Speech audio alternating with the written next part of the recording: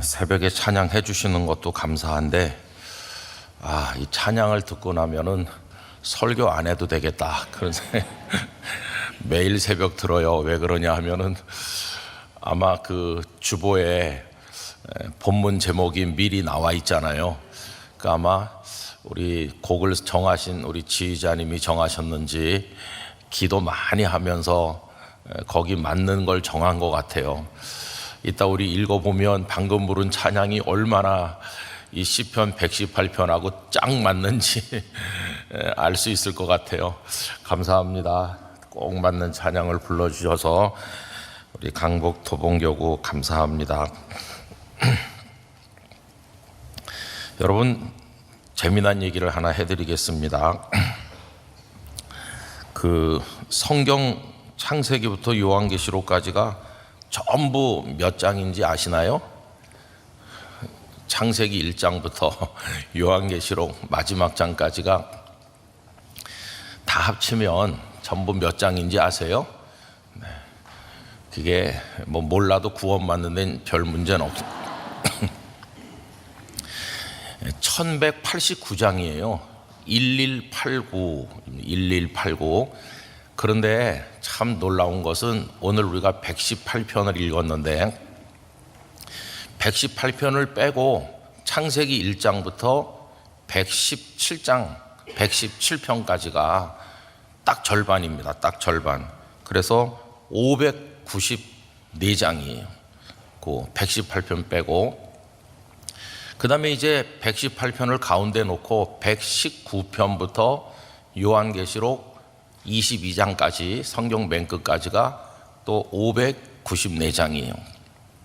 그러니까 118편이 가운데 있고 이쪽에도 594장, 이쪽에도 594장. 이래서 118편을 포함하면 1189장 이렇게 딱 되는 거예요. 그러니까 118편이 성경 전체 중에서 장으로 따지면 제일 가운데 있어요. 제일 가운데. 그런 시편을 오늘 우리가 읽게 됐습니다. 근데 118편을 이렇게 몇 차례 반복해서 읽으면요 아주 재미있는 것들을 많이 발견하게 되는데 오늘 1절에서 6절까지만 그냥 읽었지만 전체 달을 우리가 왔다 갔다 하면서 보려고 하니까요 성경을 이렇게 118편을 펴시고 저랑 같이 몇 가지를 확인하시면 좋을 것 같아요. 오늘 제목이 그의 인자하심이 영원하다 할지로다 이렇게 했는데 1절 보십시오. 여호와께 감사하라. 그는 선하시며 그의 인자하심이 영원하미로다. 하나님의 선하시고 인자하심이 영원하다. 그거는 진실이야. 그건 경험해 보면 너도 알고 나도 알고 다 아는 확실한 진실이야. 1절이 그런 거죠. 그런데 2절은 이제 이스라엘은 말하기를 그의 인자하심이 영원하다. 거기서 끝나는 게 아니고 끝에 뭐가 붙어 있나요? 할지어다가 붙어 있어요. 그러니까 1절은 하나님의 선하시며 인자하심이 영원하다는 거예요. 근데 2절부터는 그 하나님의 인자하심이 영원하다는 것을 사방으로 다니면서 너의 입을 열어서 그렇게 고백하고 선포하고 찬양해라 하는 거예요. 그래서 하나님의 선하심과 인자하심을 경험했으면 이제 그걸 사방에다 선포해야 되는 거죠. 똑같은 얘기가 3절 4절에 계속되죠. 그의 인자하심이 영원하다 할지로다. 4절에도 그의 인자하심이 영원하다 할지로다. 이렇게 2, 3, 4절에서 반복되고 있어요. 근데 아주 정교해요. 왜냐하면 누가 그렇게 해야 되는지를 얘기하면서 초점이 점점 좁혀지는데 2절에 보면 누구 보고 그렇게 하라고 말합니까? 이스라엘은 말하기를 그의 인자하심이 영원하다 할지로다. 그러니까 한 민족 전체, 하나님의 백성인 이스라엘 전체는 그렇게 해야 된다는 거예요. 그 다음에 3절로 가면 범위를 확 좁혔어요. 그래서 이제 아론의 집은 말하기를 그의 인자하심이 영원하다 할지로다. 아론은 제사장이지 않습니까? 그러니까 하나님의 성전, 하나님의 성소에서 하나님을 섬기는 주님의 종들이 그렇게 해야 된다는 거예요. 2절에서는 이스라엘 전체, 3절에서는 제사장으로 섬기는 아론의 집, 이렇게 범위가 확 좁아졌고, 4절로 가봅시다. 4절은 누구 보고 그렇게 하라고 합니까? 여호와를 경외하는 자는 그렇게 해야 된다. 그럼 여호와를 경외하는 자는 결국 어디까지 좁혀진 걸까요? 너 이렇게 하는 겁니다. 너 하나님을 경외하지? 그러면 너 그렇게 다니면서 여호와의 인자하심이 영원하다고 선포하고 찬양해라. 그래서 여러분, 범위가 전체 이스라엘에서 아론의 집으로 그리고 나에게로 이렇게 좁혀지는 걸 볼 수 있어요.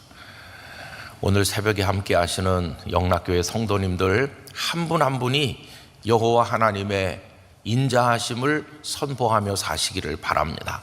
이게 나의 것이 되어야 되는 거죠. 나의 것. 그래서 여러분, 하나님이 우리 모두의 하나님이시다, 이 말도 맞는 말이에요. 그런데 그 하나님이 결국에는 어떻게 고백되어야 될까요? 나의 하나님이 되셔야 되는 거예요. 그 범위가 이제 좁아져서 내가 고백하는, 내가 만난, 내가 체험한 나의 하나님이 돼야 되는 거죠. 조금 미리 가서 말씀드려 보면, 여러분 28절로 가보실까요? 28절 같이 읽어보겠습니다. 주는 나의 하나님이시라 내가 주께 감사하리이다. 주는 나의 하나님이시라 내가 주를 높이리이다. 할렐루야. 여러분, 주님은 모든 이스라엘의 하나님이시고 찬양하는 제사장들 아론 집안의 하나님이시지만 나의 하나님이십니다.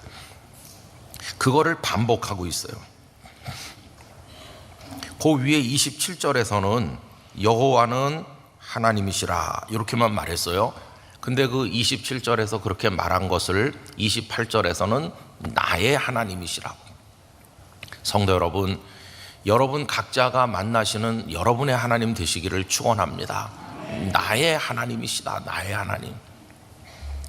전에도 제가 장황하게 말씀드렸는데, 하나님은 당신을 소개하실 때 나는 아브라함의 하나님, 이삭의 하나님, 야곱의 하나님이다 그러셨잖아요. 아브라함에게 많이 나타나셨기 때문에 아브라함은 하나님을 체험했죠. 그러니까 하나님은 아브라함의 하나님이에요. 근데 이삭은 하나님에 대해서 그냥 아버지한테 배우는 거예요. 아버지가 이삭을 앉혀놓고 하나님은 이런 분이시란다 이렇게 말씀만 했지 이삭이 직접 체험한 건 아니었어요.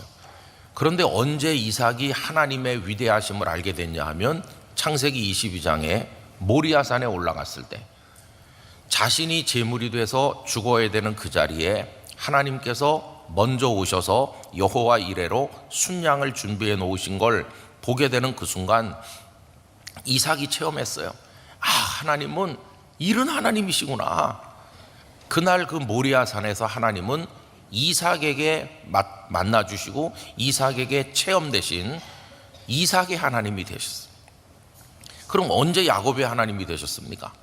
그거는 창세기 28장에 야곱이 외삼촌의 집으로 도피해 갈 때 인적 없는 빈 들판에서 잠들었는데 하나님이 나타나셔서 사다리가 내려오고 하나님의 사자가 오르락내리락 하면서 내가 너와 함께 있고 너를 지켜주고 너를 돌아오게 해주고 너 누운 땅을 너와 네 자손에게 주겠다 했을 때, 그 야곱이 깨어 일어나서 베고 자던 돌을 세우고 기름을 붓고 서약을 했는데, 그 첫 번째 서약이 여호와는 나의 하나님이 되실 것이요. 그래서 그날부터 하나님은 야곱의 하나님도 되셨다. 이 얘기를 전에 언젠가 자세하게 말씀드린 적이 있죠. 이제 그 아브라함의 하나님, 이삭의 하나님, 야곱의 하나님이 우리 영락교회 성도 한 분 한 분의 하나님이 되셔야 되는 거죠. 그래서 그 하나님은 나의 하나님이십니다. 자, 이렇게 이제 하나님도 범위가 좁혀져서 이스라엘의 하나님, 아론의 집의 하나님, 그리고 나의 하나님. 이 신앙은 지극히 개인적인 것이고, 하나님은 나의 하나님이 되셔야 되는 것이고, 내가 만나서 내 인생에서 동행하는 하나님이 되셔야 되는 거죠. 자, 그 다음에 이제 보면은 인자하심 얘기가 여기 지금 1절부터 4절까지 반복됐는데, 그게 맨 끝절에 한 번 더 나와요. 여러분 29절에 가보실까요? 여호와께 감사하라. 그는 선하시며 그의 인자하심이 영원하미로다. 1, 2, 3, 4절에서 인자하심을 얘기했는데 맨 끝절에서 인자하심을 또 얘기해요. 이런 걸 보통 수미 쌍관이라고 그래요. 머리하고 꼬리가 똑같이 이렇게 연결되는 거예요. 그래서 맨 앞에 하나님의 인자하심을 얘기했고, 맨 끝에 가서 결론을 맺으면서 또 그 인자하심을 얘기해서 연결을 시키는 걸 볼 수 있어요. 그럼 여러분, 인자하심이라고 하는 게 뭡니까? 그건 하나님의 사랑인데, 헤세드라고 그러죠. 헤세드. 흔히 많은 분들이 이 구약의 헤세드에 해당하는 건 신약의 아가페라고 그래요. 아가페 사랑. 전폭적이고 절대적이고 변하지 않고 영원한 무조건적 사랑을 주께서 우리에게 베푸시는 아가페의 사랑이라고 그러는데, 이제 구약에서는 그게 헤세드다 이렇게 말하죠. 그러면 헤세드의 사랑을 받는 그 사람은 어떤 사람이냐 하면은 사랑받을 자격이 없는 사람이에요. 아주 희망이 없고 보잘것없고 죄 가운데 거하고 아무도 그를 귀하게 여기지도 않고 사람들에게 버려진 존재처럼 그런 존재인데, 하나님은 어쩌자고 나 같은 죄인을 변치 않는 사랑으로 품어주시는가 할 때 그게 헤세드인 거예요. 여러분, 기독교 복음은 복음 그 자체가 헤세드입니다. 왜냐하면 하나님께서 독생자 예수님을 이 땅에 보내실 때 가서 테스트를 해가지고 아주 탁월한 인재, 아주 깨끗한 사람, 아주 잘생긴 사람, 훌륭한 사람을 뽑아오너라 이렇게 하신 게 아니에요. 예수님 오시기를 인자하여 온 것은 죄인을 불러 구원하려 온 것이다. 그러니까 이거 자체가 이게 세상의 기준하고는 안 맞는 거예요. 죄인이라고 하는 것은 벌을 받아야 될 대상이고 죽어야 될 대상인데, 죄인을 하나님의 자녀로 부르시기 위해서 예수님이 오신 거예요. 그러니까 복음이라는 것 자체가 세상의 이치하고는 맞지 않는 거다 하는 걸 알 수 있어요. 여러분, 그게 헤세드입니다. 근데 우리는 어떤 세상에 살고 있느냐 하면은 그걸 받을 자격이 있는 사람에게 뭘 베풀어주는 세상에 살고 있잖아요. 입학시험도 성적이 되는 사람이 들어가고, 취업도 그 회사가 원하는 조건을 갖춘 사람이 들어가고, 심지어 사랑해서 결혼한다고 하면서도 내가 원하는 남자인가 여자인가를 다 따져가지고 그거에 만족하면 결혼하고, 우린 그런 세상에 살다 보니까 헤세드가 없는 세상에 사는 거예요. 오히려 탈락할까 봐 발발 떨고 있는 거죠. 회사에서 나를 마음에 안 든다고 그렇게 어렵게 입사했는데 40살도 되기 전에 나가라고 그러면은 난 어디로 가지? 이런 불안감, 이번에 또 대학 시험 쳐서 성적이 안 되면 어떡하지? 이런 거, 우린 거기 너무 절어서 살고 있는 거죠.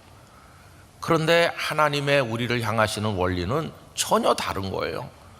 약하기 때문에 너를 사랑한다. 죄인이기 때문에 너를 불쌍히 여긴다. 그래서 로마서 5장에 보면 하나님께서 우리가 원수 되었을 때, 죄인일 때 우리를 사랑하셨다고 말씀하고 계시잖아요. 그래서 원리 자체가 전혀 다른데 이 헤세드를 이제 경험하는 거죠.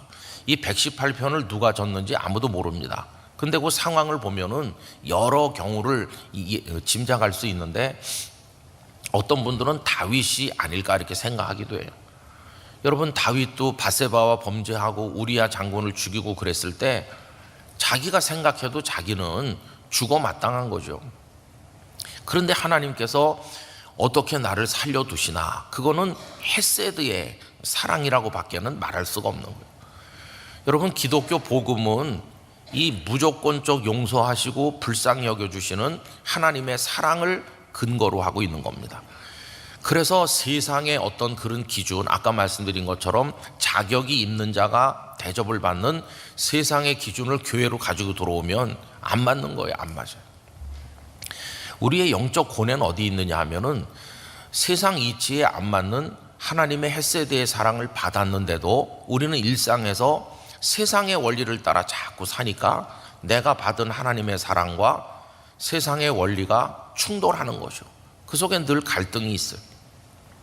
그래서 뭐 교회도 가니까 뭐 여러 대 믿고 그 교회 오래 믿은 사람만 뭐 인정받더라. 교회도 가니까 좀 뭐 이렇게 하는 사람만 알아주더라. 나 같은 사람은 설 자리가 없더라. 이런 얘기가 세상의 원리가 교회 안에도 들어오다 보니까 이제 이런 게 된 거죠.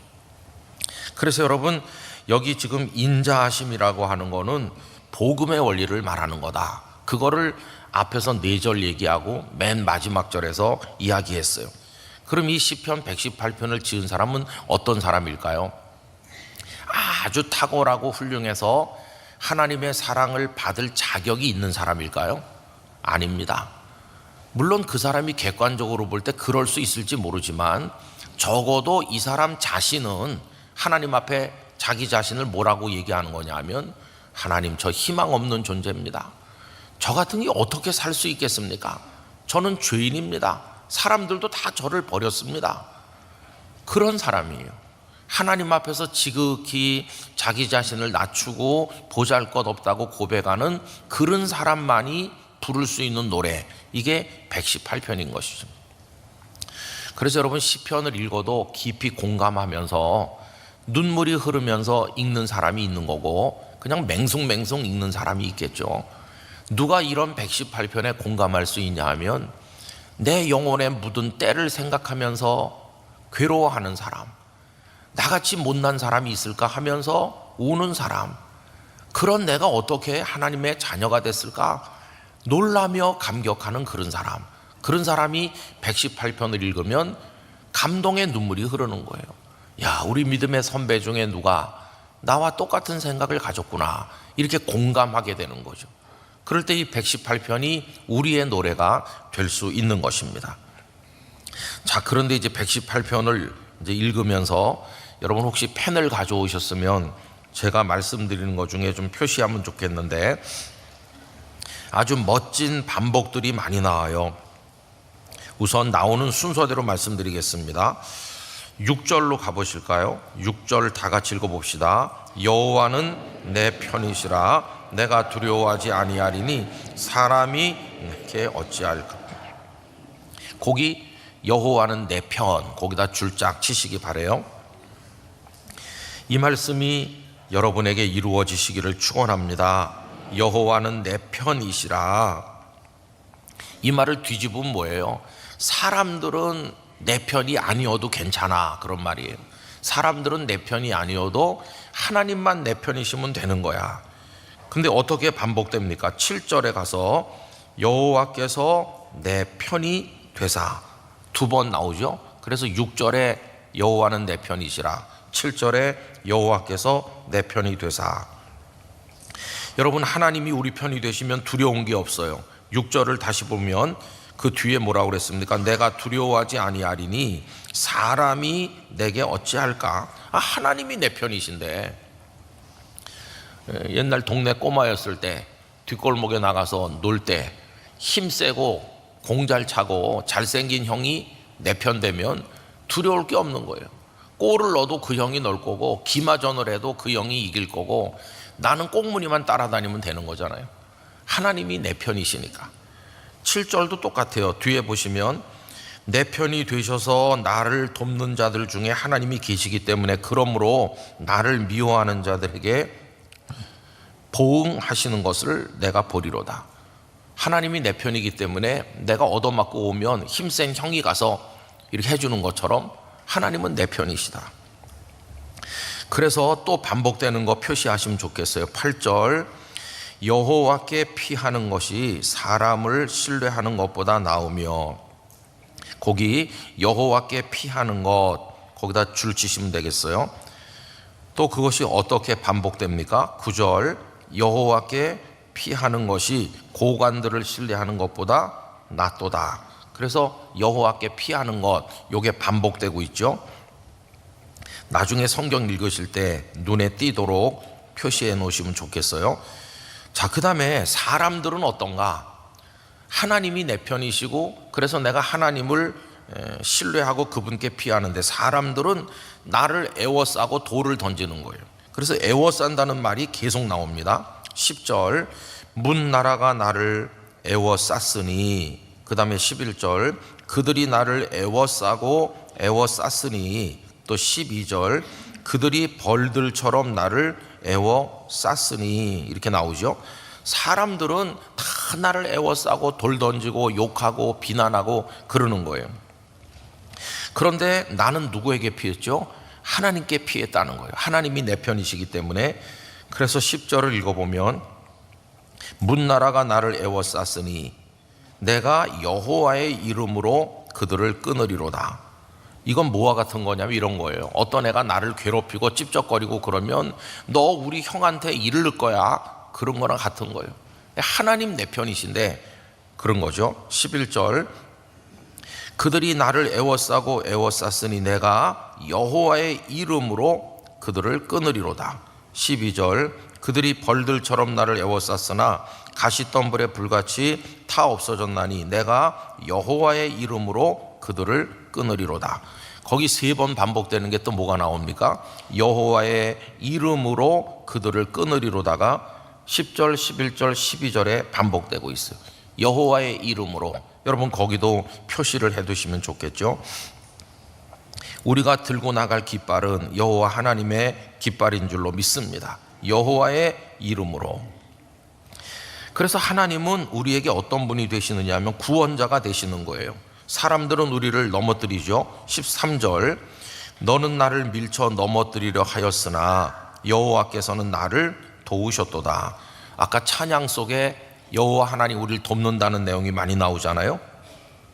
그래서 하나님 우리를 구원하십니다. 14절 끝에 보면 또 나의 구원이 되셨도다. 15절 의인들의 장막에는 기쁜 소리, 구원의 소리가 있으며, 구원이 계속 나오고 있잖아요.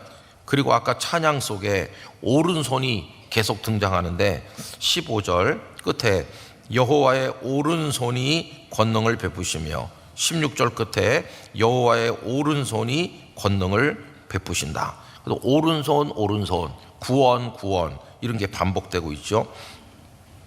자, 그래서 어떻게 됐느냐 하면 17절 내가 죽어 마땅한 상황에 있었는데 적들이 나를 애워싸고 도저히 살아남을 수 없었는데 하나님이 내 편 되시고 내가 하나님께 피하고 여호와의 이름으로 나가고 하나님이 나에게 구원을 주시고 오른손으로 도우신 결과 어떻게 됐죠? 17절 다 같이 읽겠습니다. 내가 죽지 않고 살아서 여호와께서 하시는 일을 선포하리로다. 할렐루야. 살아남는 거예요. 무수한 인생의 적이 나를 향해 애워싸고 나를 공격하고 그래도 하나님을 의지하고 하나님이 내 편 되시고 내가 하나님께 피하고 하나님의 이름으로 나가고 이렇게 했더니 그 오른손으로 날 도우셔서 구원해 주심으로 죽어 마땅한 내가 죽지 않고 살아남는 거예요. 이제 그분에게, 이 사람에게 남는 일은 뭡니까? 감격의 찬양만 남는 거죠. 여러분 19절로 가보실까요? 내게 의의 문들을 열지어다. 이 문은 성전의 문을 생각하시면 됩니다. 죽었을 거라고 생각한 사람이 죽지 않고 문 앞에 도착한 거예요. 나 도착했어요. 문 좀 열어주세요. 예배의 문이 열리는 거죠. 내가 그리로 들어가서 여호와께 감사하리로다. 이는 여호와의 문이라. 의인들이, 여기 의인은 훌륭하고 탁월하고 재능이 많은 사람을 말하는 게 아니라 하나님의 햇새들을 받아서 살아남은 사람, 하나님께 피한 사람, 하나님의 은혜를 경험한 사람을 말하는 거죠. 여러분 신약 성경의 의인이 그런 겁니다.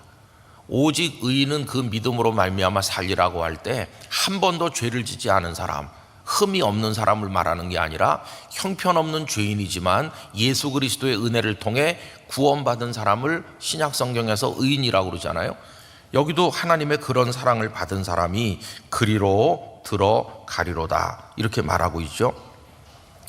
그러면서 그 다음에는 예수 그리스도와 관련된 놀라운 예언이 나오는 걸 볼 수 있어요.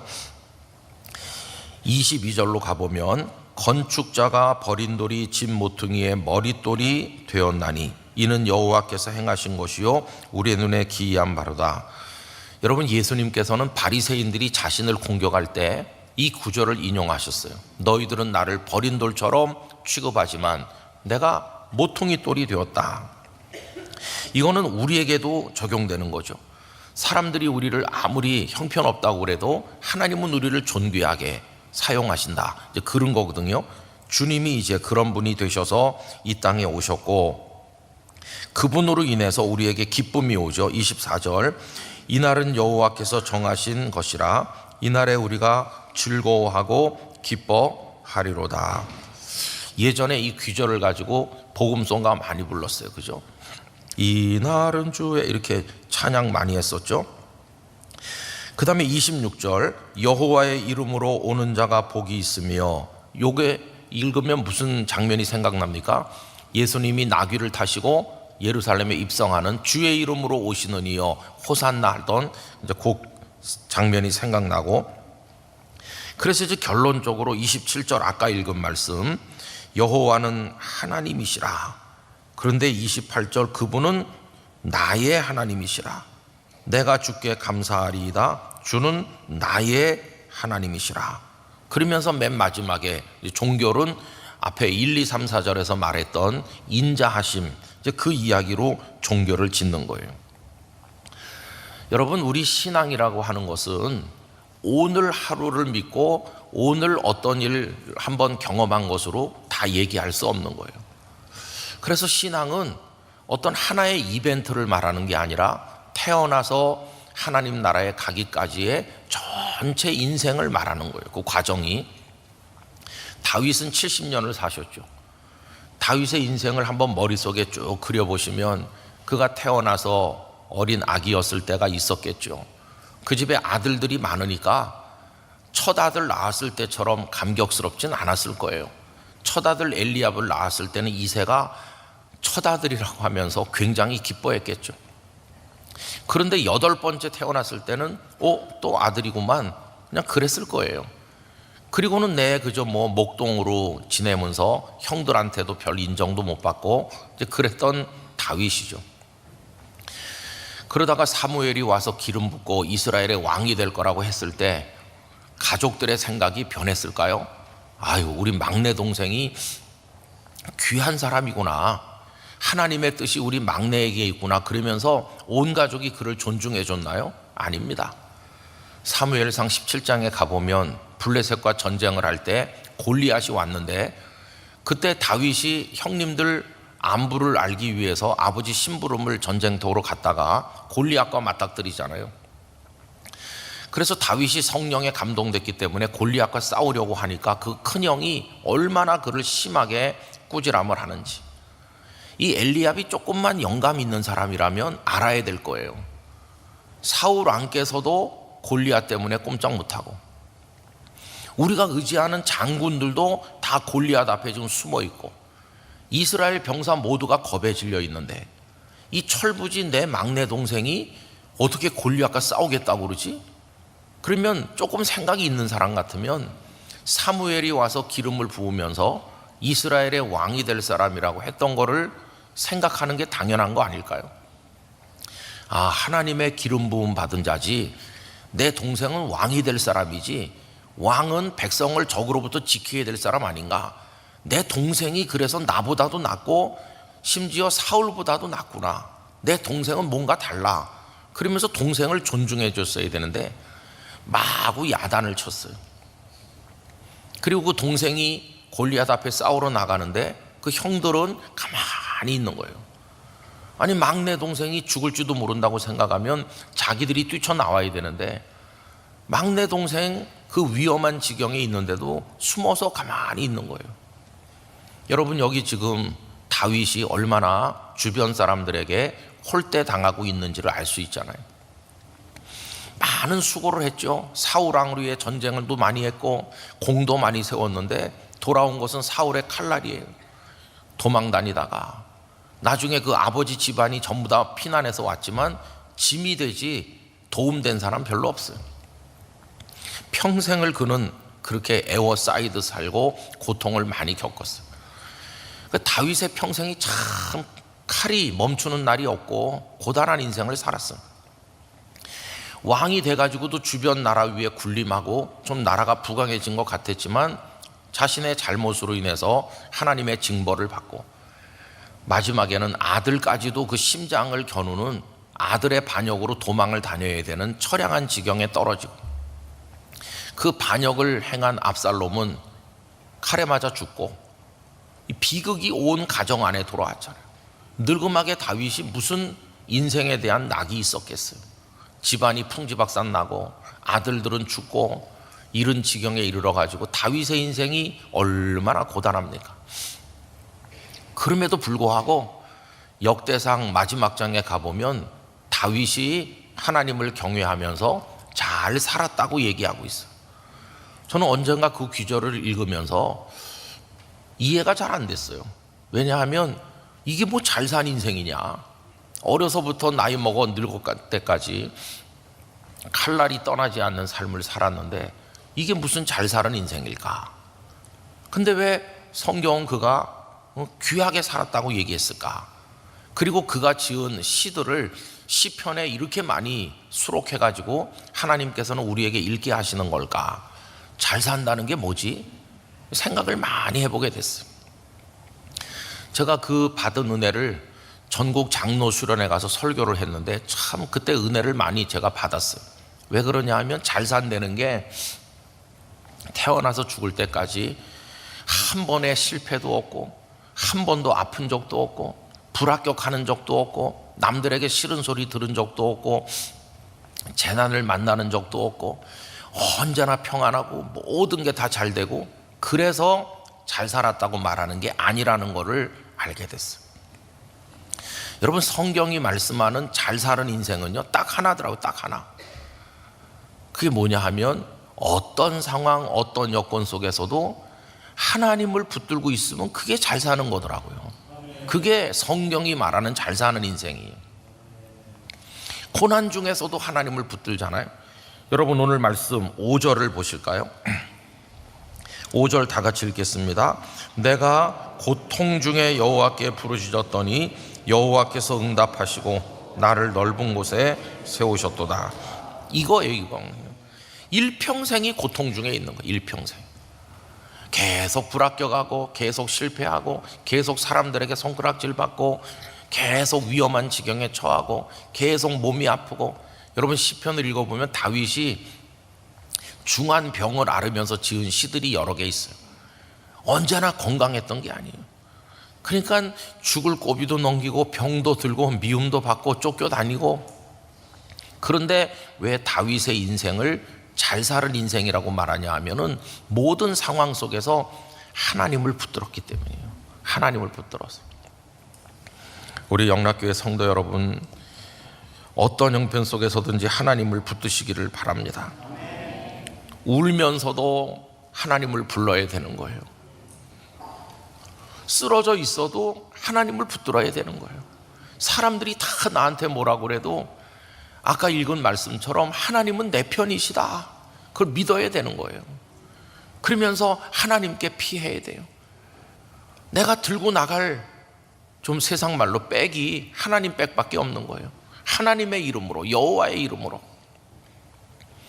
그랬더니 많은 어려운 인생을 살았지만 하나님께서 내 인생을 두고 총평을 해주시는 거예요. 너 그때 20몇 살 때, 30몇 살 때 너 아주 나쁜 놈이었어. 너 그때 정말 못된 짓 많이 했지. 쥐구멍이라도 있으면 들어갈 판이에요. 나 다 알고 있다. 네가 얼마나 나쁜 짓을 했는지, 네가 얼마나 또 교만했는지. 너 정말 형편없을 때가 많았어. 그럼 고개를 들 수가 없는 거예요. 그런데 마지막에 하나님 하시는 말씀이 그래도 너 썩 괜찮은 녀석이야. 너 그만하면 괜찮아. 너 천국으로 들어와라. 그렇게 해주시는 거예요. 그러면 하나님, 제가 너무나도 부끄럽게 살았는데 도대체 어떻게 그런 헤세드를, 그런 인자하심을 저에게 베푸십니까? 너 못된 짓도 했고 부족함도 많지만 그래도 날 떠나지는 않았거든. 언제나 너 내 앞에 있지 않았니? 얻어맞아도 내 앞에 있고 울어도 내 앞에서 울고 내가 그거 귀하게 여긴다. 너 괜찮게 사는 거야. 이렇게 말씀한다는 거예요. 여러분, 우리가 한평생을 둘 때 이렇게 단면을 잘라가지고 오늘의 나만 보면 안 돼요. 오늘의 나를 보면 둘 중 하나겠죠. 어떤 사람은 뭐가 다 잘 돼가지고 오늘의 나를 보면 부러운 게 하나도 없고 세상에서 내가 제일 잘난 사람 같이 여겨질 때 한없이 그는 교만해질 거예요. 반대로 오늘의 내가 살 희망도 없을 만큼 비참한 사람도 있을 거예요. 그러나 인생은 태어나서 하나님의 부름을 받기까지 전 생애를 펼쳐놓고 봤을 때 끊어질 듯 연약하지만 하나님을 바라보는 눈물의 기도가 있는지, 하나님을 내 편으로 믿고 사는지, 하나님은 나의 하나님이십니다, 이렇게 고백하는 게 있는지, 그게 중요한 거예요. 하나님께서는 때로는 야단도 치시고 종아리도 때리고 어떤 때는 싸매기도 하시고 이렇게 우리를 이끄시다가 맨 마지막에 가면 너 내 아들이고 내 딸이다, 너 내 사람이다, 이렇게 해주실 때 아마 우리 눈에 눈물이 비어도 들을 거예요. 여러분, 여기 가만히 그 시제를 따라서 읽어보면 현재형도 있고 그 다음에 과거도 있고 미래가 지금 여기 섞여 있어요.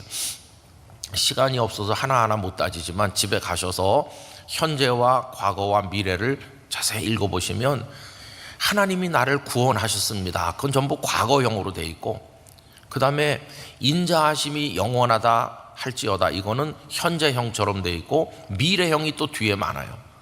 하나님을 송축하리로다, 이런 거는 이제 미래, 앞으로 나의 남은 생애 동안 하나님을 높이며 살겠습니다, 이제 그런 얘기가 쭉 나오는 걸 볼 수 있죠. 여러분, 에드먼드 플래그라고 하는 사람이 작가이고 여러 가지 글도 많이 쓴데, 이 사람은 자기가 왜 유대인인지를, 다른 말로 바꿔 말하면 자기가 유대인인 것을 자랑스럽게 생각하는 이유를 이런 식으로 얘기해요. 우리 유대인은 하나님 앞에서 형편없다, 하나님 앞에 범죄도 많이 했고 못된 거 많이 했다, 이렇게 얘기해요. 그럼에도 유대인임을 자부심을 가지고 생각하는 것은 우리는 적어도 4,000년 동안 그 하나님의 성호를 부르고 있다,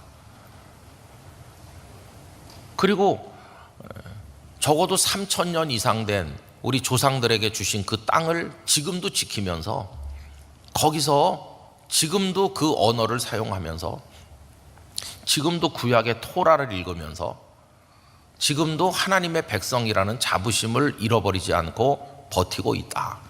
유대인인 게 자랑스럽다. 나라 잃은 백성이 돼가지고 긴 세월 동안 전 세계에 흩어져 살면서 희망이 없었지만 아직도 우리는 우리 문자를 잃어버리지 않았고 우리 정신을 잃어버리지 않았고 우리는 아직도 야훼 하나님을 잃어버리지 않았다. 그래서 유대인인 것을 자랑스럽게 여긴다. 언젠가 제가 연세 많은 장로님을 찾아간 적이 있었어요. 부산에 있을 때. 그 장로님은 고신교단의 장로님이신데 마당발같이 많은 일을 초교파로 하셨던 분이세요. 근데 그분이 90이 넘어가지고 이렇게 사람들을 모아서 뭔가 이렇게 감사하는 일을 했어요. 근데 저는 교단도 다른데 목사님이 좀 꼭 와주면 좋겠다고 그래서 갔어요. 갔더니 뭐 자손들도 수가 굉장히 많아요. 뭐 증손자, 증손녀까지 수가 뭐 굉장히 많은데 그분이 그 노구에 눈물을 흘리시면서 이 나이가 되기까지 첫째는 하나님의 사랑을 너무 많이 받았고 두 번째로는 여기 있는 내 가족들의 말할 수 없는 사랑을 통해 행복했고 오늘 제가 마음을 다해서 초청한 여기 계신 여러분들이 저의 인생에 힘이 되어 주셔서 오늘 여기까지 왔습니다. 그렇게 얘기하면서 당신이 저 경상도 어느 산골 구석에서 태어나가지고 오늘에 이르기까지 겪어왔던 인생의 이야기를 조금 얘기하셨어요. 근데 우리가 몰랐던 그분의 인생에 고단했던 그런 거 저는 몰랐어요. 그분이 아주 다복한 집안에서 그렇게 살아오신 줄 알았는데 전혀 그 외모나 무슨 말씀에 그런 게 안 느껴지거든요. 언제나 여유롭고 모든 게 다 준비된 분처럼 보였는데 그 얘기를 듣고 나니까 어떻게 살았을까? 그런 생각이 드는 거예요. 근데 그분은 그 얘기를 한 15분 동안에 간단하지만은 가슴에 파고들도록 얘기하셨어요. 근데 그분의 마지막 얘기는 딱 하나였어요. 꼭 시편 118편의 시인이 살아온 것 같은 얘기를 했어요. 그래서 오늘 이게 마지막일지도 모르는 이런 모임을 하면서 내 생에 내가 마지막으로 할 수 있는 이유는 하나님 감사합니다, 그겁니다. 근데 그 눈에 눈물이 쭉 흐르시더라고요. 하나님 감사합니다, 내가 할 수 있는 한마디는 이것뿐입니다. 몇 해 전에 그 장로님 돌아가셨어요. 장수하시고 하늘나라에 가셨는데, 여러분, 저는 때가 되면 언젠가 우리도 인생의 끝자락에 갈 때, 뭐 인생의 끝자락 아니더라도 올 2024년도 하반기를 살고 연말을 맞이할 때 우리도 시편 118편의 시인이 됐으면 좋겠어요. 그런 영적 정서를 가지면 좋겠어요. 한 해를 되돌아보면서 하나님의 인자하심이 크시다. 그게 서론이고 그게 결론이고, 그 한 해 하나님은 내 편이시고 나는 하나님께 피할 것이고 하나님 오른손으로 나를 구원하시고, 많은 인생들이 나를 애워싸고 또 애워싸도 내가 거기서 다 없어졌어야 되는데 죽지 않고 살아남아서 오늘도 내가 하나님을 송축하고, 하나님 감사합니다, 여호와의 인자하심이 영원합니다. 그렇게 하면서 12월 31일을 마무리할 수 있다면, 그 중간에 많은 잘못도 하고 실패도 하고 아픔도 있고 1년을 사는 동안에 많은 어려움이 있더라도 365일을 쫙 펼쳐놓고 보면 단 하나의 이유, 하나님을 떠나지 않았던 이유, 하나님이 우리를 붙드시고 계셨다는 그 하나의 이유로 인해서 2024년도 우리는 잘 사는 한 해로 마무리 지을 수 있을 것이라고 믿습니다. 그런 마음으로 우리가 하나님을 바라보는 거예요. 여러분, 작은 일 하나하나에 일희일비하지 마시고 인생을 전체로 보면서 아무리 극복하기 어려운 난제를 만나도 하나님 떠나지 말아야 됩니다. 아무리 힘든 일이 있어도 하나님을 불러야 됩니다. 어떤 상황에서도 하나님 의지해야 됩니다. 그래서 하나님 안에서 승리하시기를 간절히 축원합니다. 새벽에 시간이 쫓겨서 길게 말씀드리지 못하지만, 여러분 이거 집에 가셔서 오늘 5번만 정독해 보세요. 성경 전체의 맨 가운데 있는 이 118편을 한 5번만 가만히 빨간 색연필 하나 가지고 정독하면서 표시해 보시면 놀라운 고백이라는 걸 우리가 알 수 있을 것이에요. 여러분들이 118편의 시인이 되시기를 바랍니다. 어떤 목사님이 왜 118편을 누가 지었는지 표시가 안 돼 있을까? 그것은 읽는 모든 자가 118편의 시인이 되기를 원하는 하나님의 마음 때문이 아니겠느냐고, 아주 멋진 얘기더라고요. 여러분, 우리도 118편의 시인이 될 수 있을 줄로 믿습니다.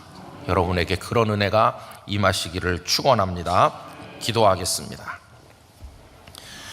아버지 하나님, 누군지 알 수 없는 우리 믿음의 선배가 평생을 살고 하나님 앞에 그 인자하심이 영원하다 할지로다 찬송한 것을 저희들이 읽습니다.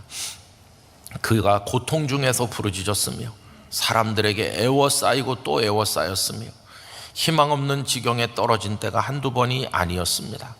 그러나 그는 여호와 하나님이 내 편 되신다고 믿었고 하나님께 피했고 하나님은 오른손으로 그를 구원하셨고 그는 언제나 여호와 하나님의 이름으로 전진하여 나갔습니다.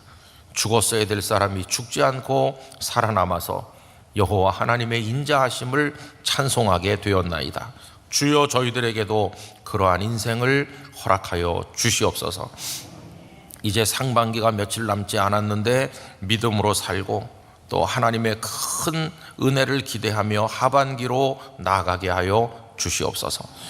오늘 새벽에 함께 하신 성도들에게 하나님의 만복을 허락하여 주옵소서.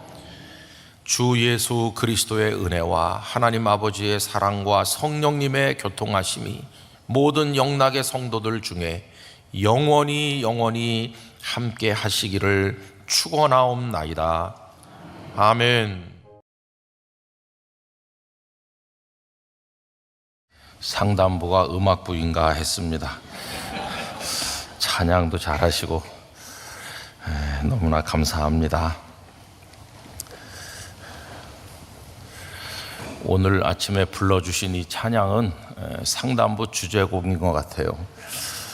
당신이 지쳐서 기도할 수 없고 그럴 때, 힘들고 어려울 때, 그때 누군가 널 위해 기도한다고 그러는데, 우리 상담부에서 봉사하는 분들이 어려움 당하는 분들을 위해서 기도해 주겠죠.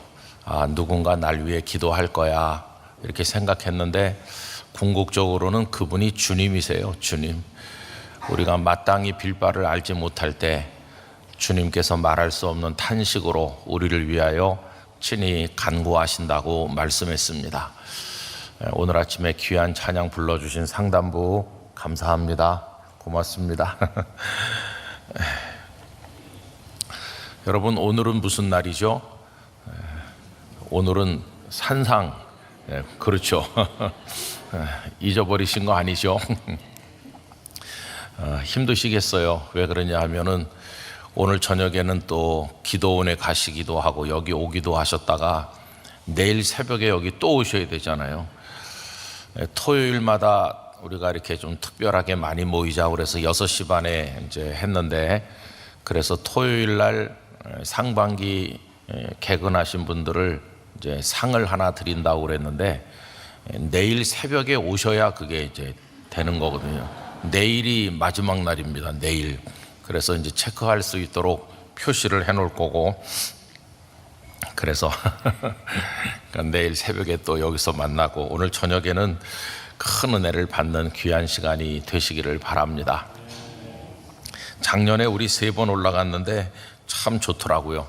그래서 이 3주 동안 이어지는 특별 산상 금요 기도회 여러분 큰 은혜가 되시기를 바랍니다. 이제 오늘 우리가 119편을 이렇게 읽었는데, 성경에서 제일 길다 이렇게 알려져 있는 장이죠. 119편. 근데 이 119편은 거의 모든 절에 하나님의 말씀을 뜻하는 단어들이 들어 있습니다. 율례, 계명, 법도, 교훈, 길, 이런 단어들, 그런 단어들이 거의 모든 절에 한 번씩 다 나와 있어요. 그래서 하나님의 말씀, 통칭해서 하나님의 말씀을 우리가 어떻게 배우고 대하고 겪고 지키고 복을 받고 그 안에서 살아가게 되는지를 정말 다양하게, 상상도 못할 정도로 이제 풍성하게 말씀하신 것이 이 119편이다 생각이 듭니다. 근데 이제 오늘 우리 새벽에 같이 읽은 것은 71편인데, 여러분 71편을 다시 한번 읽어보실까요? 고난 당한 것이 내게 유익이라. 이로 말미암아 내가 주의 율례들을 배우게 되었나이다. 여기는 율례라고 하는 단어가 나왔죠. 근데 고난 당하는 것이 내게 유익이다. 참 어려운 말이에요. 어려운 말. 근데 그 비슷한 내용이 여러분 67절로 올라가 봅시다. 67절도 내용이 흡사하죠. 함께 읽어보실까요?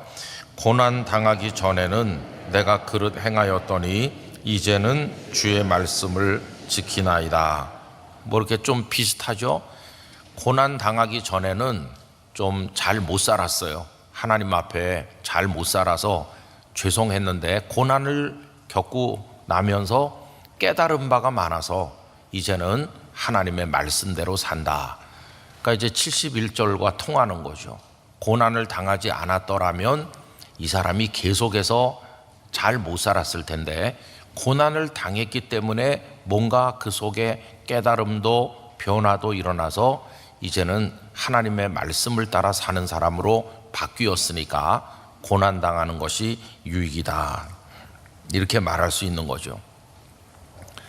근데 여러분, 이런 말씀을 이제 가지고 성도들과 나눌 설교를 준비하는 게 참 어렵습니다. 예를 들어서 이스라엘 왕들의 이야기를 해보자. 그러면 열왕기 상하, 역대 상하를 읽으면 되는 거고, 이스라엘의 역사, 지리 이런 거는 컴퓨터 앞에 앉아서 자판을 치면은 어떻게 보면 강의안이 준비되거나 뭐 설교 원고가 준비되는 거죠. 근데 고난의 문제를 주제로 해가지고 설교 준비를 한다면은 컴퓨터 자판을 두드려 갖고 될 일이 아니에요. 그건 아무리 컴퓨터 앞에 화면을 들여다보면서 앉아 있어도 아무것도 거기서 나오는 게 없어요.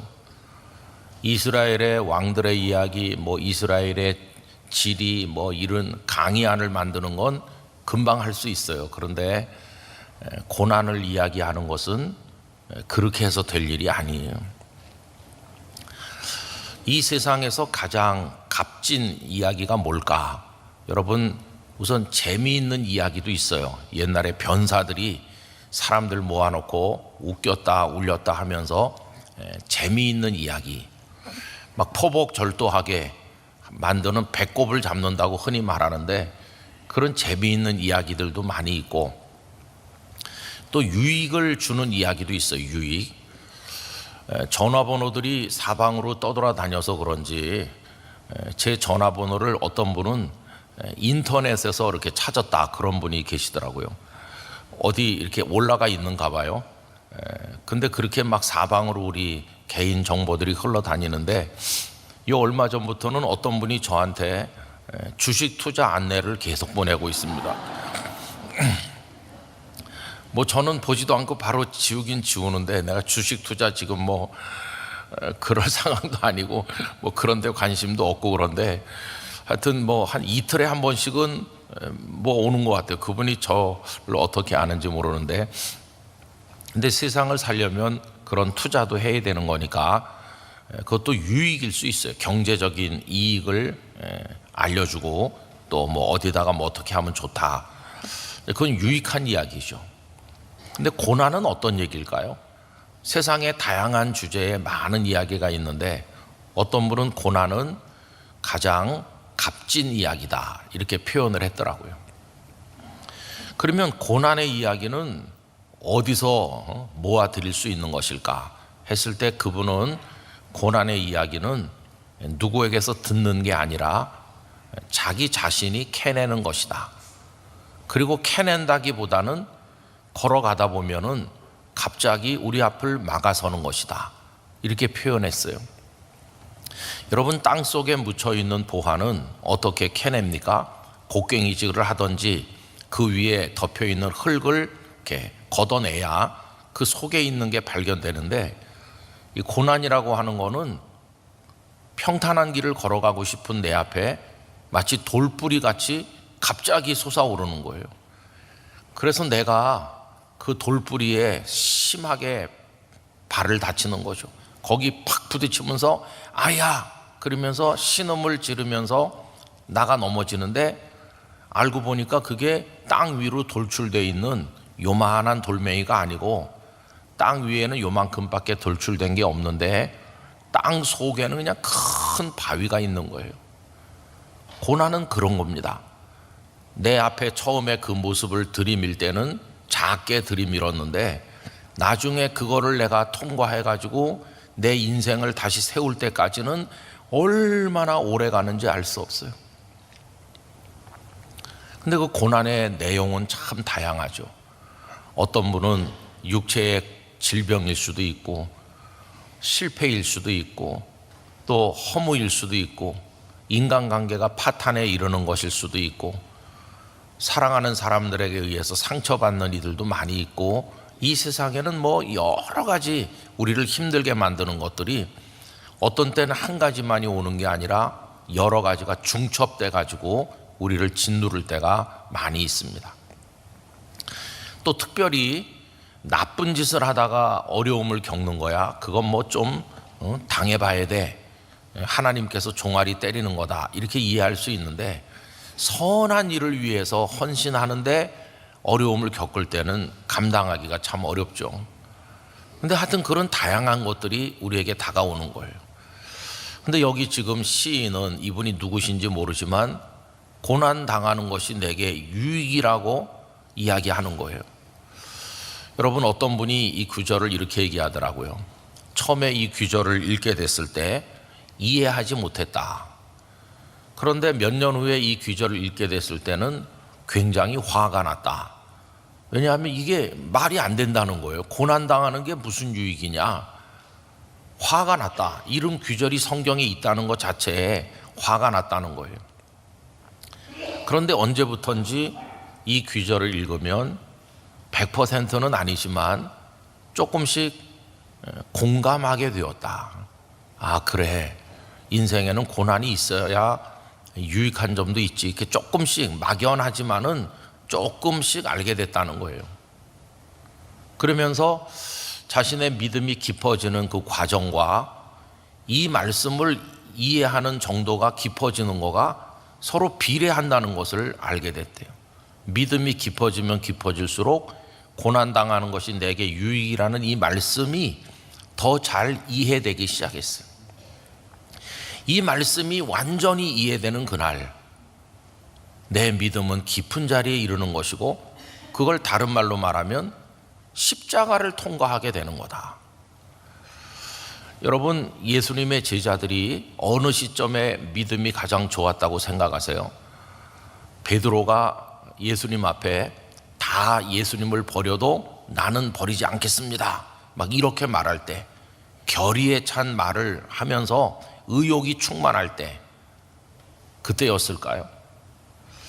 우리가 교회에서 이렇게 성도님들을 서로 가만히 보면 처음에 오셔서 예수님이 누군가를 배우는 초신자 시절부터 시작을 해가지고, 그래서 그분이 몇 년 후에는 교회 집사님이 되기도 하고 여기저기서 섬기고 봉사도 하고, 그러면서 요새 예수님을 믿는 게 너무 기뻐요. 그냥 늘 감사하고 뭐 좀 더 할 게 없나, 그러면서 부지런히 쫓아다닌다고 그런 말씀하시는 분들이 계셔요. 그리고 정말 충성되죠, 그죠?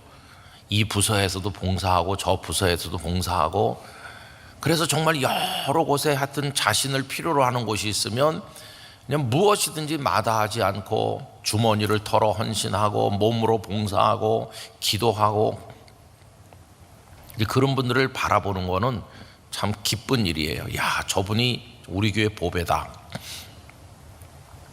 근데 베드로가 다 주님을 버려도 나는 안 버리겠습니다 라고 할 때의 그 모습이 뭐 그런 거 아니겠어요?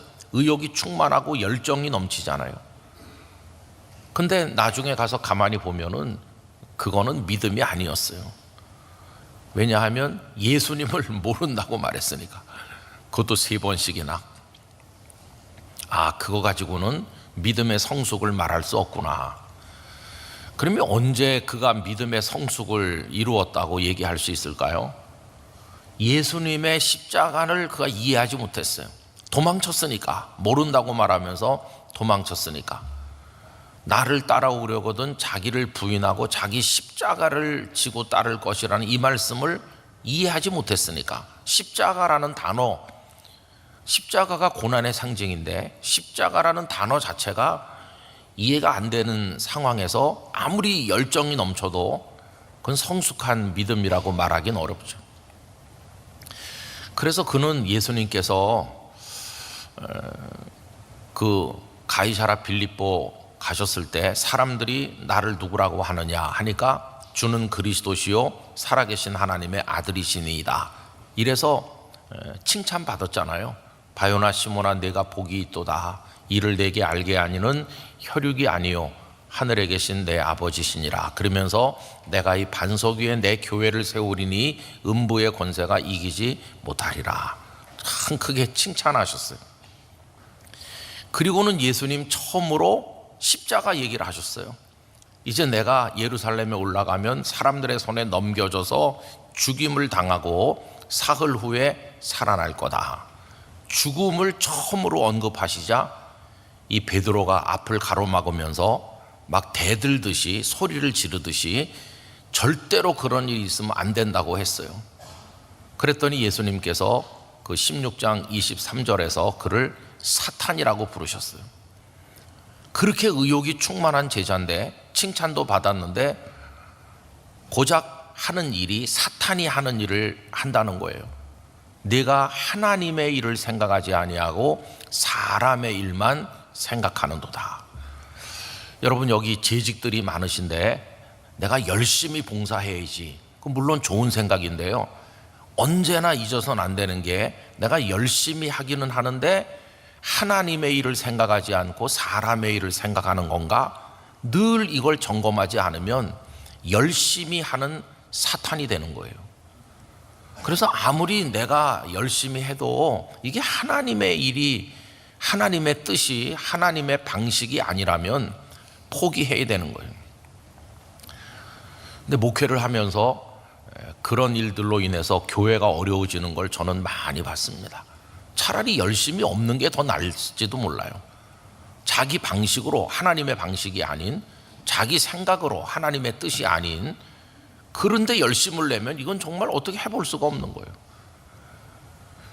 그래서 베드로가 이제 예수님께 큰 책망을 받았어요.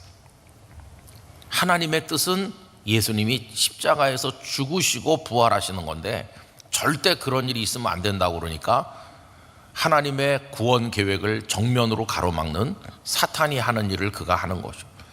그리고 나서 예수님은 십자가를 얘기하셨잖아요. 십자가를 지고 나를 따라야 된다고.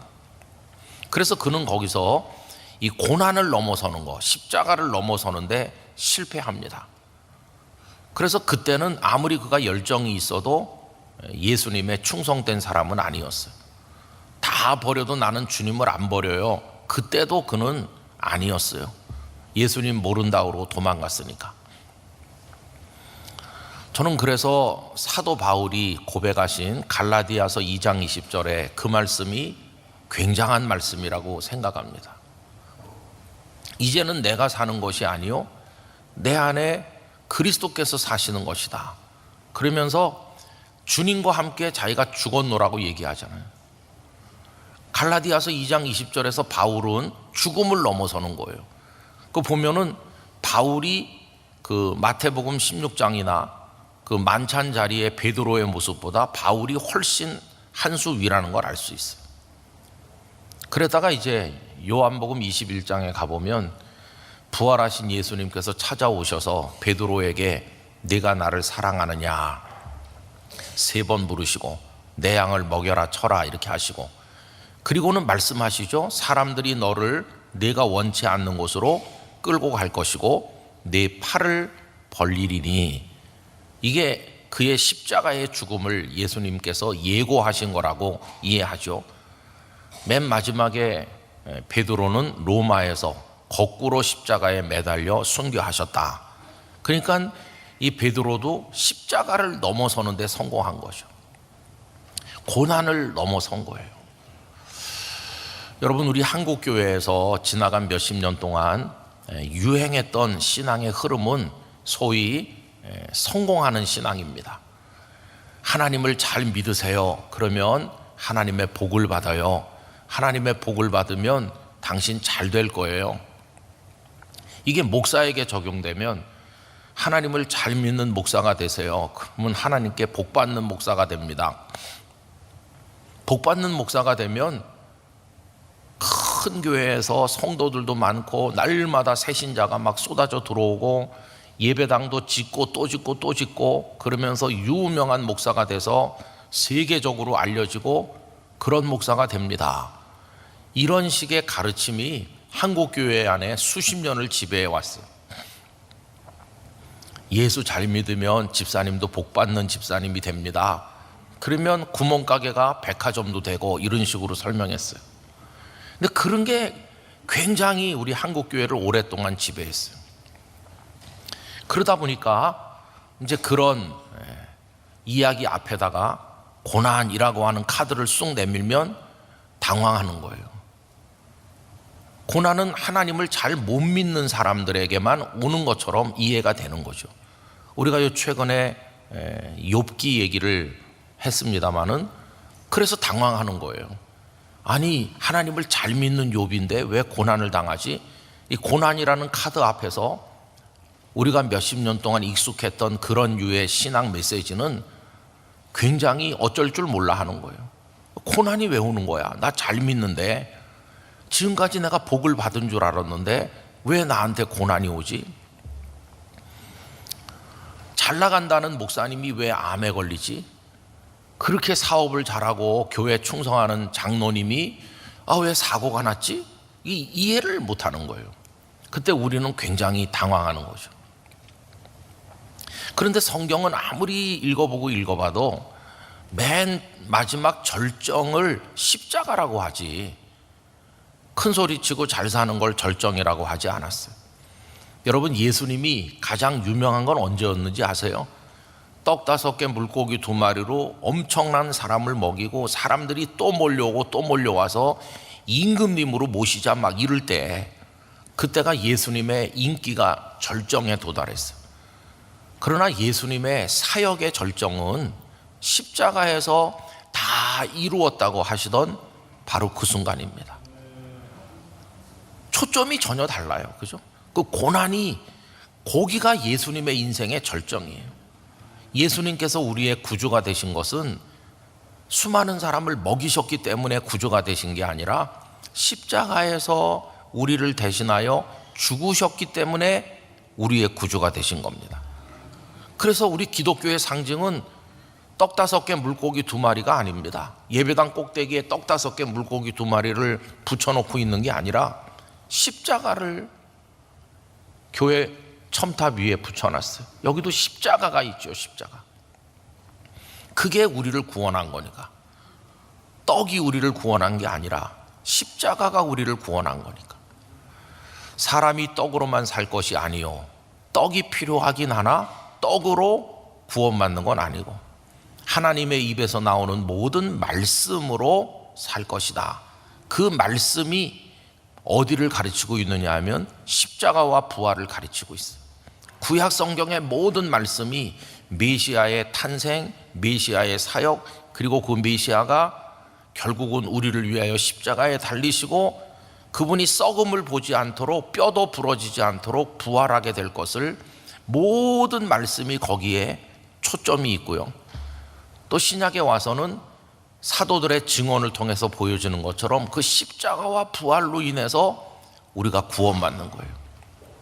주 예수를 믿으라, 그리하면 너와 내 집이 구원을 얻으리라고 할 때 예수님의 무엇을 믿는 겁니까? 십자가와 부활을 믿는 거예요. 그러니까 십자가를 통과할 수 있을 때, 고난을 넘어설 수 있을 때가 우리 신앙이 절정에 도달하는 거죠.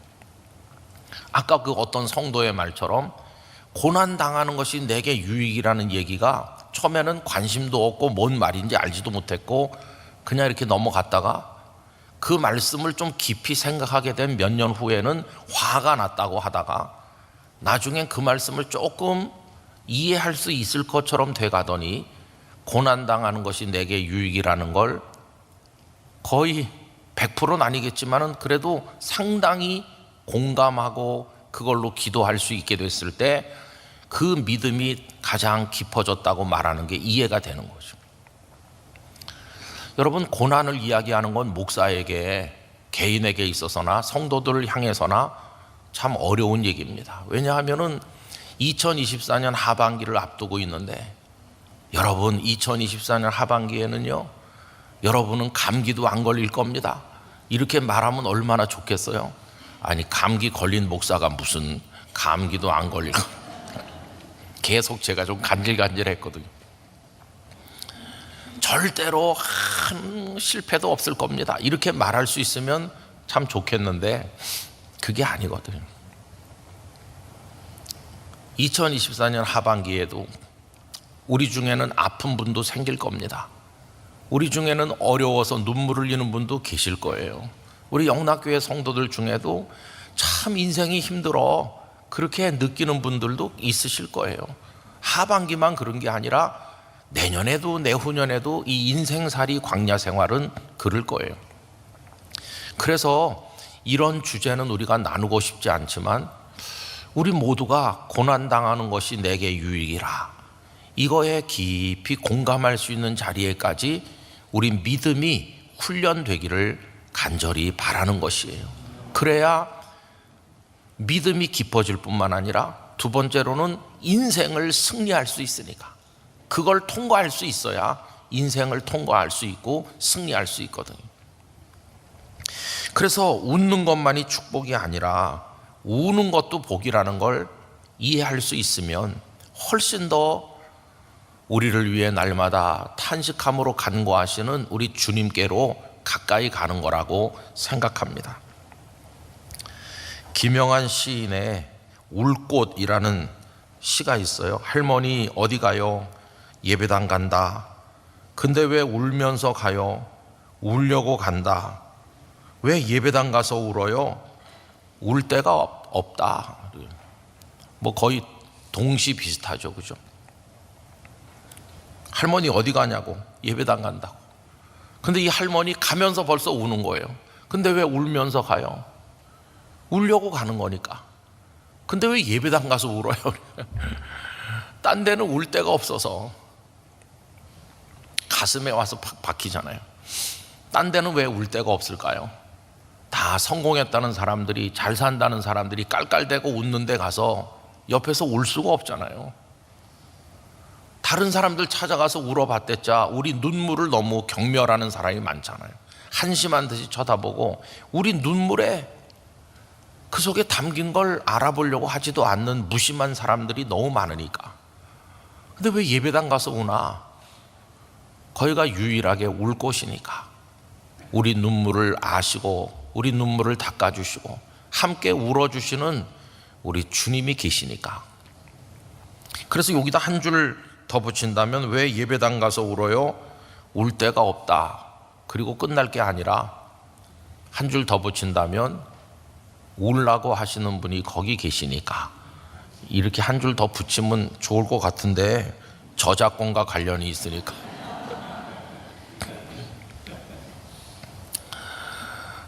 여러분, 요 몇 달 전에 제가 어떤 책을 하나 이제 읽어보려고 노력을 했는데 어렵더라고요. 읽어보려고 여러 번 이렇게 했는데 그 책의 저자는 10살 때 엄마를 잃었습니다. 엄마가 암으로 돌아가시고 어렵게 살았어요. 그래갖고 그 형은 알코올 중독자가 되고 자기도 뭐 그렇게 살다가 이제 하나님을 버렸죠. 그러다 다시 나중에 하나님을 찾았고 기독교적인 글도 많이 쓰고 아주 유명한 사람이 됐어요. 그러다가 장가도 안 들고 계속 있었는데 59인가 아주 뒤늦게 한 여인을 사랑해서 결혼을 했습니다. 정말로 그 여인을 좋아했습니다.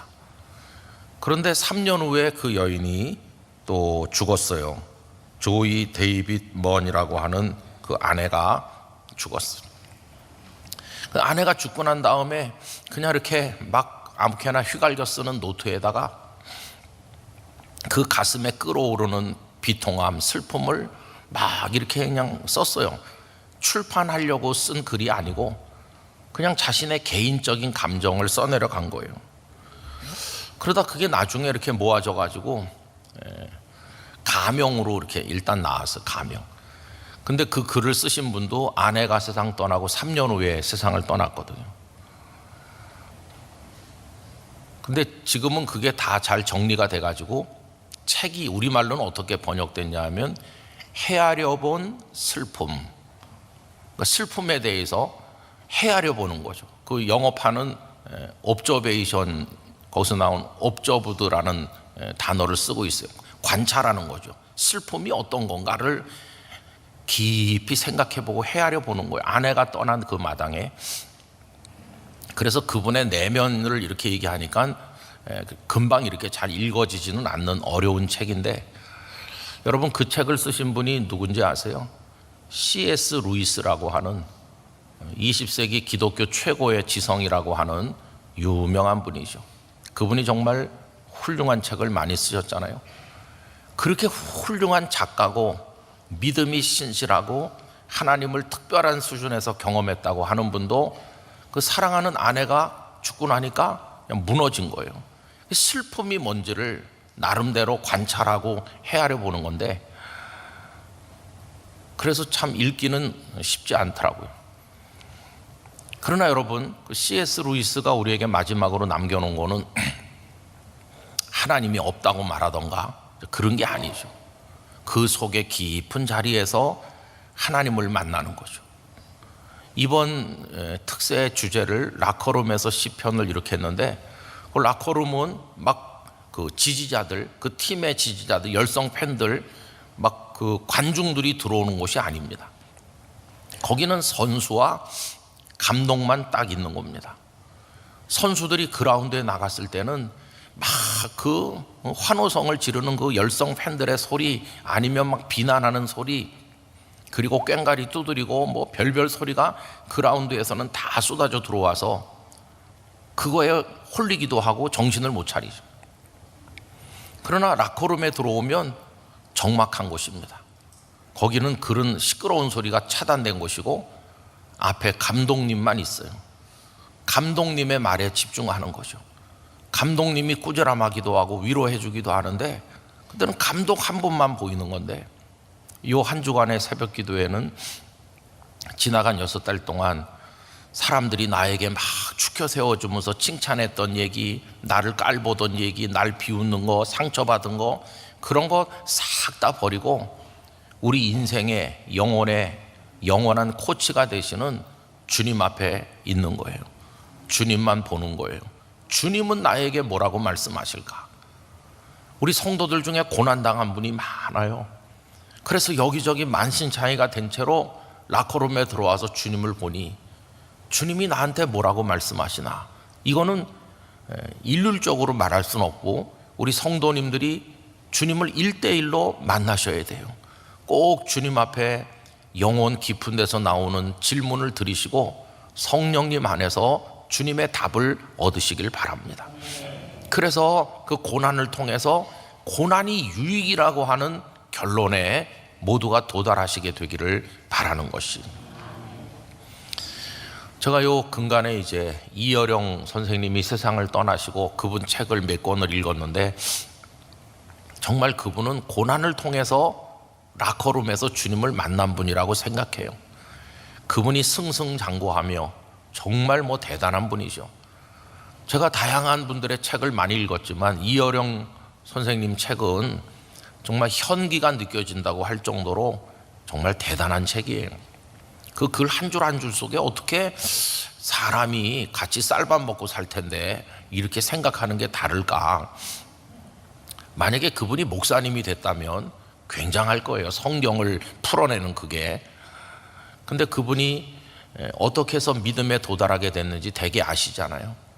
그 지성의 상아탑에서 교만하게 수십 년을 발 아래서 사람들을 내려다보며 살다가 어떻게 영성의 전당으로 하나님의 집으로 옮겨와서 이제는 바싹 이마를 땅에 대고 엎드리게 됐는지, 그가 그렇게 변화되는 과정에 한 무신론자의 기도라고 하는 시를 썼죠. 그분은 시는 써본 적이 없는 분인데, 하나님, 아직도 나는 무신론자입니다. 당신이 계신지 아직 확실히 알질 못하니까 신자의 기도라고 말할 자격이 없어서 나는 아직도 무신론자 같은데, 무신론자도 기도할 수 있겠죠.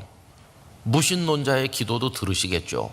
그러면서 이렇게 써내려간 그런 글들이 있는데요. 그분이 어떤 고난을 통해서 라커룸으로 들어가게 됐는지 아시잖아요. 그 따님 목사님이 많이 아프고 손자가 고난을 당하고 뭐 그런 일들이 연속적으로 일어나면서 고난의 밧줄에 온몸이 묶여가지고 끌려 들어가 보니 주님 한 분만 계시는 라커룸으로 들어온 거예요. 그래서 그분 앞에 엎드리고 나니까 새로운 세계가 눈에 보이게 된 것이죠. 이 세상의 명망이나 사람들의 박수 소리로는 비교할 수 없는 온전한 평화의 세계가 있다는 것을 알게 된 것이죠. 그래서 그는 모든 걸 내려놓고 주님 앞에 무릎을 꿇는 사람이 된 것이었어요. 아까 얘기했던 C.S. 루이스는 이런 유명한 말을 했습니다. 고난은 하나님을 알려주는 신비한 확성기다. 고난을 통해서 하나님의 존재를 알고 하나님을 깨닫는다. 여러분, 고난이 없는 세상에 살 수 있다면야 참 좋지만 그건 영원한 천국밖에 없는 거고, 이 땅에 사는 동안에는 여러 가지 고난 속에 있는데 그걸 피할 수도 없고, 갑자기 내 앞에 솟아나서 내 발이 거기 걸려 넘어져 코가 깨지는 게 고난이라면 그거를 회피하지 말고 그 고난의 의미를 생각하면서 하나님의 뜻을 깨달아야 될 것입니다. 저는 지금까지 살면서 내가 하나님을 언제 제대로 만났던가, 물론 성경을 읽으면 지식적인 하나님을 알아요.